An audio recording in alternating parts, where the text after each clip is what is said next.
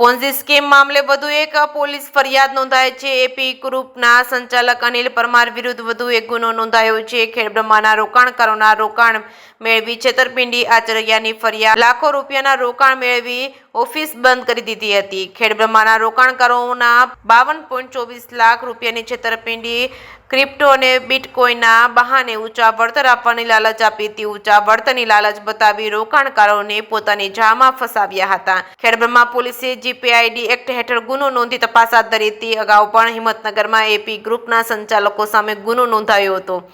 જેકેસિંહ ગુજરાતી સાથે અશોક નાઈ, સાબરકાંઠા। બનાવ હકીકત એવી છે કે અનિલસિંહ પ્રદીપસિંહ પરમાર મૂળ ધાણધા હિંમતનગરના રહેવાસી છે। એણે પહેલાં ખેડબ્રહ્મા સાઈનાથ હોટલ પાસે જય માતાજી ફાઉન્ડેશન અને પછી એપી કન્સલ્ટન્સી પ્રાઇવેટ લિમિટેડ નામની ઓફિસ ખોલીને જે ફરિયાદી છે અને એની સાથે અન્ય બીજા 16 સાહેદો છે એમની પાસે અલગ અલગ સમયે અલગ અલગ અમાઉન્ટનું રોકાણ કરાવીને કુલ 66,90,000 રૂપિયાનું રોકાણ કરાવેલ।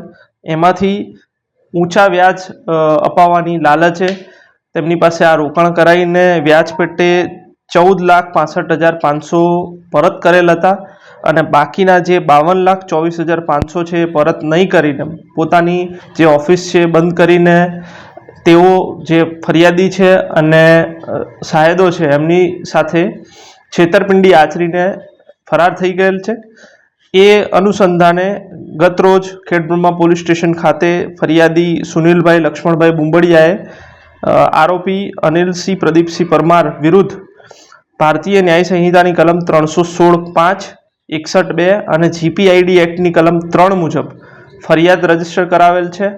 હાલ આ ફરિયાદની તપાસ પીઆઈ ખેડબ્રહ્મા નાઓ ચલાવી રહેલ છે।